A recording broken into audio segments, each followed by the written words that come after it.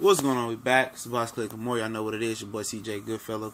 Got some good stuff cooking up coming in the near future. Kell Brook said he regretted taking an Errol Spence fight.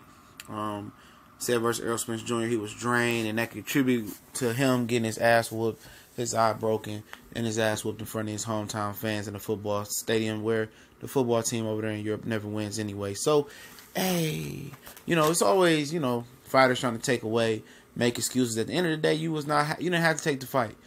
Nobody told Kell Brook to go up to 160 to fight Golovkin. He should have just unified with Jesse Vargas and seeing if he could try to be the best 147 pounder he could be. He didn't do that. He let money and greed drive him to 147, and that's not the only reason he went to 147. In my truly humble opinion, I don't think Kell Brook really never wanted to face the upper echelon elite welterweights. It took him several years to face an elite welterweight. He got one of the most trashiest resumes in boxing, other than Sean Porter and other than Triple G and other than Errol Spence, which kind of catapult that resume up a little bit. But it's trash, that's a known fact. I don't think he wanted to be the best at welterweight, or at least prove that he was the best at welterweight. I don't care what nobody say. Why not unify with Jesse Vargas? He was crying about money, $1 million, $2 million. At the end of the day, bro, the money was going to come. That $5 or $6, $7 million you made for Kell versus Gennady Golovkin, it was going to come. You fought Jesse Vargas, you became a two-time world champion, or a unified champion, and then you in a position that Keith Thurman's in. You feel me?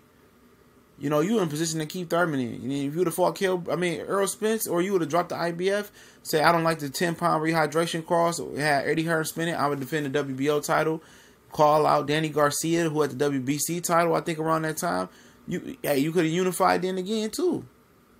Then you could have, now you in Keith Thurman position. Even though you dropped the belt, you had an explanation or excuse. You got the WBO, you got the WBC championship, and that's a hot commodity having a WBO championship. You know why? Because Top Rank usually dominates that WBO championship. But maybe he didn't feel like he could beat Jesse Vargas neither. But at the end of the day, I hate when people try to go back and try to take something away from a fighter. At the end of the day, he talked all that junk leading up to the fight. This is why I don't buy the excuse. He talked all that junk. You get chocolate brownies. He was talking real good, wasn't he? When he was up, when people felt he was up in the fight, and Errol Spence made the adjustments and stepped up the pace and went to the body and found his range and started clocking his ass in his head, a lot of people's opinion changed real quick. Because I was one of those guys going for Kell Brook. But at the end of the day, that's what it is, man. It's a lot of sour grapes. It's not a lot of real men around in the world, no way, no more. And it's not a lot of men, real men in the sport of boxing. How you gonna talk all that shit leading up to the fight and then come up with an excuse like this? And if that's truly your excuse, why are you on planes drunk and being depressed and becoming an alcoholic after losing to Errol Spence? Why are you becoming depressed? If that's your excuse. And then, now he's got his tail between his legs, some of this Robochenko guy. Oh, he's tough, and I don't know if my face gonna help. Saying a real punani. Like anytime a fighter goes into a fight, coming off some ass whoopings, like he came off a pair of ass whoopings versus Triple G and Errol Spence.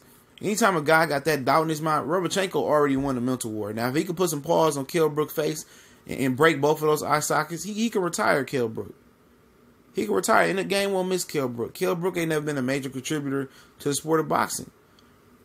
The main thing people remember Kell Brook for before the Sean Porter fight was pulling out of fights. Pulled out Devin twice. Pulled out Sean Porter twice. And at the end of the day, getting his face bashed in by Triple G and Errol Spence.